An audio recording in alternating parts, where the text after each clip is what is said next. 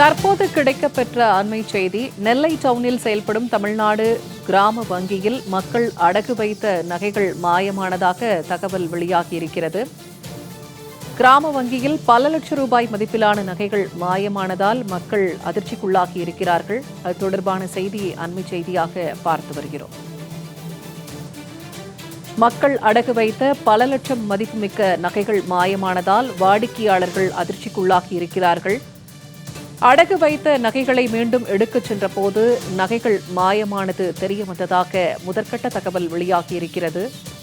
அது குறித்த செய்தியை அண்மை செய்தியாக பார்த்து வருகிறோம்.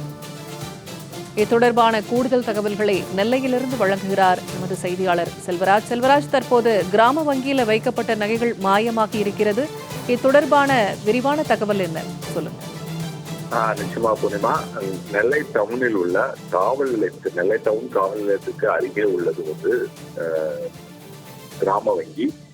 இந்த தமிழ்நாடு கிராம வங்கியில் கடந்த சில மாதங்களாகவே அங்கு பலர் தங்களுடைய நகைக்கடனை பெற்று அந்த கடனாக பெற்றுள்ளார்கள்.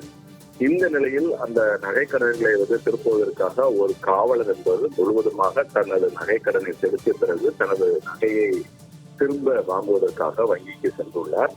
இந்த சம்பவத்தை தொடர்ந்து அந்த வங்கியில் உள்ள ஊழியர்கள் நேரடியாக அவருடைய நகையை எடுக்க சென்ற போது அந்த நகை அந்த உள்ள லாக்கரில் இல்லாததால் அவர்கள் மிக அதிர்ச்சி அடைந்துள்ளார்கள்.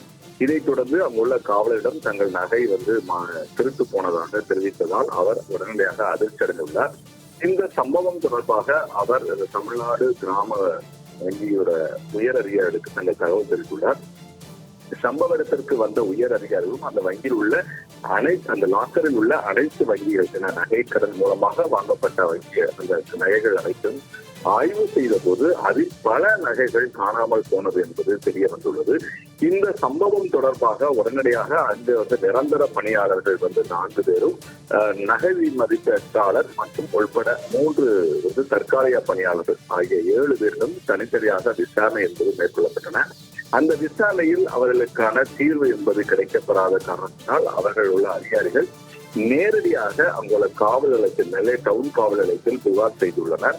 இந்த புகாரின் பேரில் அந்த 7 பேர் மீது வழக்கு பதிவு செய்யப்பட்டு தற்போது விசாரணை என்பது நடைபெற்றுக் கொண்டு வருகிறது.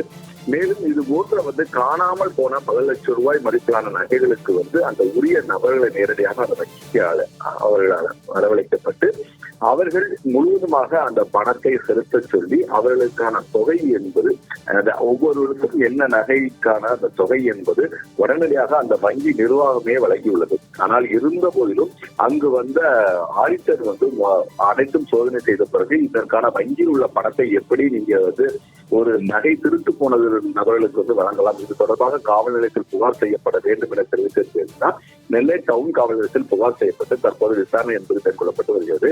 அங்கு பணியாற்றிய 4 பேர் நிரந்தர பணியாளர்கள் வேறு மாவட்டங்களுக்கு மாற்றப்பட்டுள்ளார்கள். அதே போல 3 தற்காலிக பணியாளர்கள் உடனடியாக பணியிடை நீக்கம் செய்யப்பட்டுள்ளார்கள். அவர்கள் பணியிலிருந்து நீக்கம் செய்யப்பட்டுள்ளார்கள். இந்த சம்பவம் நெல்லை டவுன் பகுதியில் ஒரு பெரும் பரபரப்பை ஏற்படுத்தியுள்ளது. தகவல்களை பகிர்ந்து கொண்டமைக்கு நன்றி செல்வராஜ்.